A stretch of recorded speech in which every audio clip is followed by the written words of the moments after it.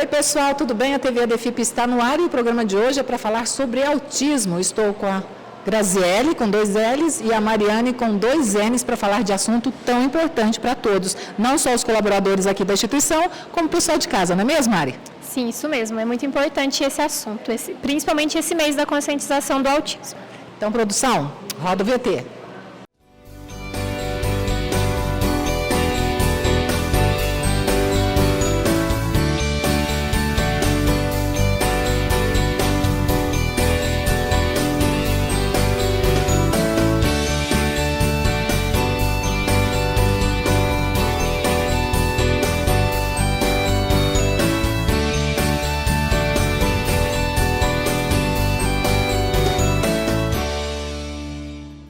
Mariane, mais uma vez aqui na TV ADFIP, uma das nossas TOs, e hoje falando de um evento importante que aconteceu aqui dentro da instituição, que é um evento que marca o mês da conscientização do autismo. Isso, né? Hoje a gente teve aqui um momento com todos os profissionais, né? Com tanto a equipe terapêutica como o pessoal do administrativo, dos serviços gerais, que é importante a gente trazer eles também próximos de nós, né, desse assunto que é tão importante, de conscientizar mesmo, né? A gente sabe que hoje em dia tem crescido, né, esse número de crianças e adolescentes com diagnóstico de autismo. Nós aqui na instituição temos pacientes, né, que têm a comorbidade associada ao diagnóstico base deles, né? Então temos pacientes com paralisia cerebral e tem a comorbidade do TEA junto. Temos outras síndromes que também tem. Então, é muito importante a gente trazer esse conhecimento para a equipe, para todos os profissionais da instituição, para a gente saber, em algum momento que seja necessário, como que a gente lida, entender alguns comportamentos, né? Surgiram dúvidas muito importantes, né, sobre o que é mito, o que é verdade. Então, por exemplo, todos os autistas são agressivos, foi uma dúvida que surgiu. E a gente conseguir entender o porquê de tais comportamentos, o porquê que o autismo tem, né, essa definição que as pessoas trazem, esse medo, às vezes, do desconhecido, porque a gente sabe, né, que existem muitos diagnósticos associados, mas é importante a gente ter clareza para a gente poder lidar de uma maneira melhor, ter empatia, saber compreender. Então, isso acho que é muito importante para a gente conseguir conversar aqui dentro da instituição, para que mesmo que a gente atenda, seja uma instituição de reabilitação física, a gente também precisa compreender esses outros transtornos que estão, né, nos pacientes envolvidos.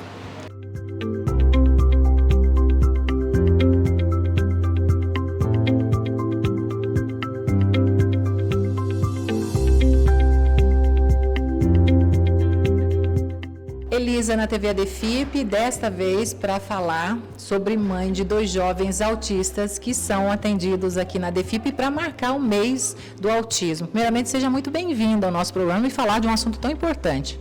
Muito obrigado pelo convite, estou muito feliz de estar aqui. Os meus filhos são atendidos aqui e são recebidos com muito carinho. Eles fazem atividades de circo e palhaçaria. E como é ser mãe de 2 jovens autistas? Então, quando a gente recebe o diagnóstico, eu acho que é um desafio.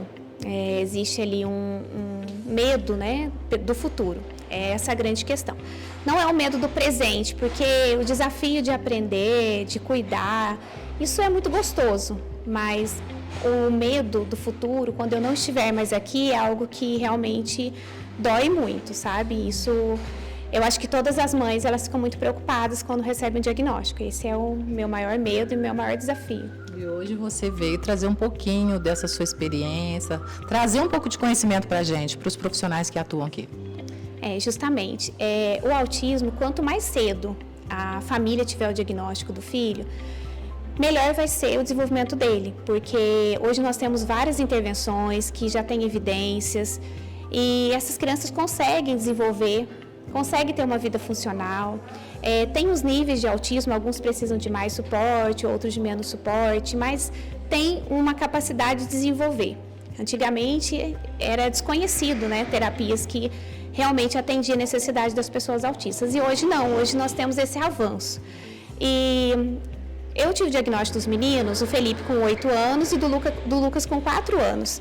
E o que eu gostaria de falar para as famílias é a importância da família estudar, da família entender o que é o autismo, o que eles podem colaborar na rotina. Tem várias atividades que eles podem fazer dentro da rotina. Então, por exemplo, ensinar uma criança a pedir, apontando, ensinar a criança a falar, repetir alguma palavra para poder depois falar para fazer o pedido. A cuidar de si, tomar banho, se alimentar, passear. Então, são várias habilidades que, se a família tiver conhecimento, ela consegue ensinar para a criança durante a rotina. Como é que está sendo a rotina deles aqui dentro? Então, o Felipe, ele tem 19 anos e ele já terminou o ensino médio. Então, para ele vir aqui na DEFIP é uma alegria muito grande. Ele fala que quando ele não vem, ele sente tristeza. Então, aqui é um espaço maravilhoso, ele já não vai à escola. Então, ele vem quarta de manhã, quarta à tarde e sábado de manhã. E o Lucas vem na quarta à tarde. Então, é muito bom esse contato com as pessoas aqui, com os colegas. Isso traz muita alegria e muito desenvolvimento. Mandar um recado para o Felipe, que o Felipe é meu assistente nas aulas de circo. Eu venho toda atrapalhada, derrubo, não sei fazer direitinho lá o movimento do prato. Ele fica torcendo para eu errar, né, Felipe? E dá muita risada. Ele já te falou isso em casa? Ele já me falou. Ele é muito divertido, ele adora falar sobre as características das pessoas, é uma forma que ele tem de iniciar a interação. Então, ele inicia a interação assim, olha o teu cabelo, e o teu brinco, e o teu sapatinho. Então, é uma forma que ele aprendeu ainda quando criança, né? E até hoje ele faz isso. Então, quando ele vê uma pessoa, às vezes a primeira vez a pessoa pode ficar assim, nossa, como se diz, está falando de mim, mas é a forma carinhosa dele de brincar com as pessoas, de interagir. Ele tem muitos, muitos amigos. Se ele dirigisse, eu não ia conseguir segurar ele. Olha, teve até festinha de aniversário dele aqui na DEFIP, eu participei. Tem foto lá, você viu, né? Tem. Ele vem, pede para filmar. Depois ele posta no Instagram dele e ele quer ganhar seguidores, viu, gente? Segue lá, um moço autista. Um moço autista. E o outro? Qual que é a característica do Felipe e a do... O Lucas, ele tem 14 anos, ele está fazendo o 9º ano e ele tem bastante dificuldade sensorial. Então, ele vem aqui, mas ele ainda está em período de adaptação. Quando ele vai no salão de atividades para o circo, ele fica sentindo mal. Então, ele pediu para vir de boné, vir de óculos, porque ele sente tipo uma tontura, assim, sabe? Então, para a gente ir no shopping, aeroporto, supermercado, às vezes quando a gente vai fazer um exame, e às vezes o ambiente, ele entra, ele já fica desesperado para ver se é alto, porque ele tem muita dificuldade nesse sentido. E quando ele tem essa dificuldade, justamente pelo déficit também de comunicação, às vezes pode apresentar comportamentos desafiadores, porque ele não sabe falar, olha, eu não vou conseguir entrar, agora eu estou sentindo mal. Então, às vezes ele consegue, às vezes não. E também essa questão social. Então, ele demora um pouquinho para criar vínculo, mas depois fica amigão. Ai, que belezinha. Então, você está de parabéns, porque eles aqui são muito queridos, viu? E eles fazem amizade muito fáceis também. Eles adoram vir aqui. E o Pilates, o Lucas hoje também faz Pilates, que foi um desafio para a gente também, porque tem uma dificuldade motora.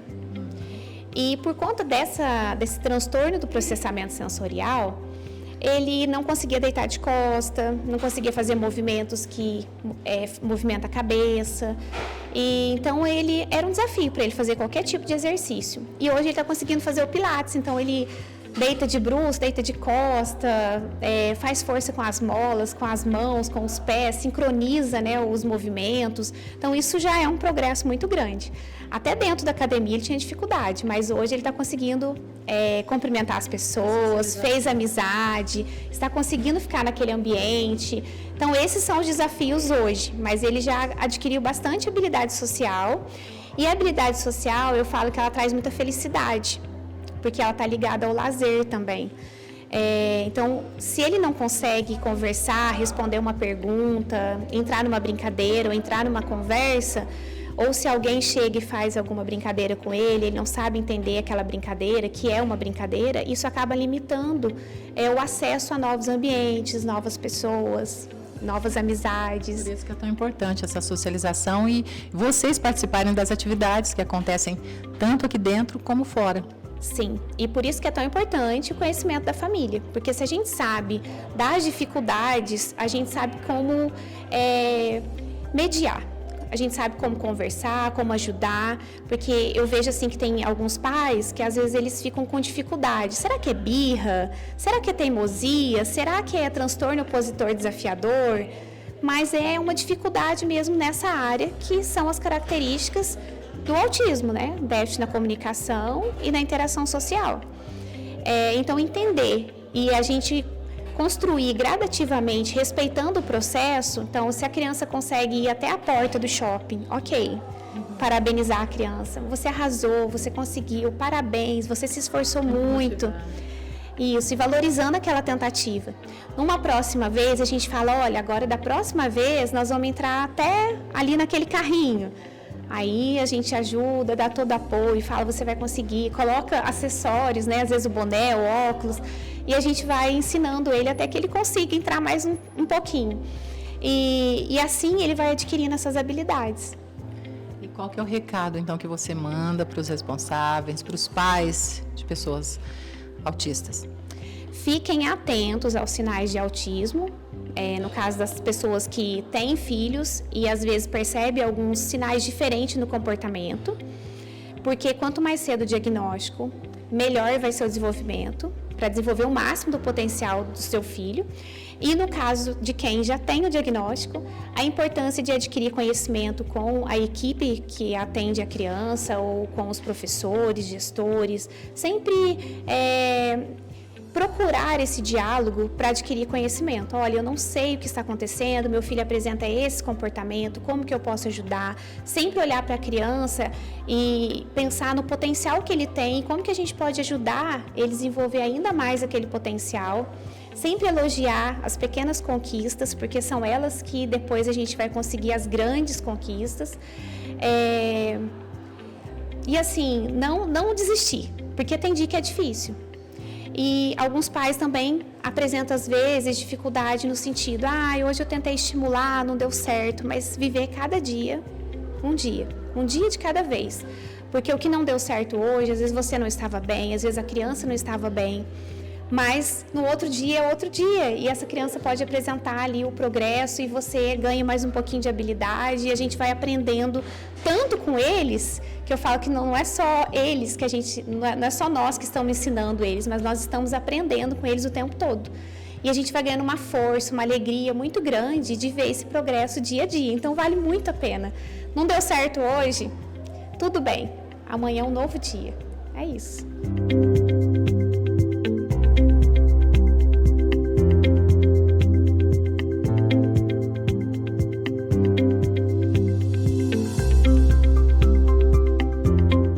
Graziele não teve a DEFIP desta semana para marcar o mês da consciência do autismo e falando um pouco sobre números. A gente tem matriculados na rede municipal de ensino mais de 2.000 alunos, crianças e adolescentes com autismo. Sim, o número de autismo tem crescido, né, cada vez mais, porque tem se falado mais sobre os diagnósticos, sobre a conscientização do autismo e também falado como que a gente consegue identificar os sinais, né, de atraso para que busque a ajuda dos profissionais. Então, a gente tem alguns marcos que a gente consegue perceber na criança e que isso faz com que os pais procurem ajuda médica, de psicólogo ou de algum profissional da equipe multi. Um dos exemplos é o atraso da fala, né? Dificuldade na interação social, as crianças podem apresentar movimentos repetitivos e de estereotipias, isso também pode acontecer. E aí, diante de alguns olhares, né, que a família acaba observando, ela vai atrás da busca de algum profissional que faz todo esse processo de investigação, né? No caso da psicologia, eu, enquanto neuropsicóloga, a gente faz avaliação neuropsicológica encaminha, né, para outros profissionais para descartar outras coisas, né? Então, no caso do atraso da fala, por exemplo, a gente costuma encaminhar para fono, para também ter exame de processamento auditivo, para descartar se essa criança não tem nada auditivo que está fazendo com que ela tenha esse atraso na fala, né? Para o neurologista, e aí a gente faz esse fechamento junto, né? E dá todo esse apoio para a família também. Então, por isso que esse aumento, né, nas escolas, esses números estão crescendo cada vez mais.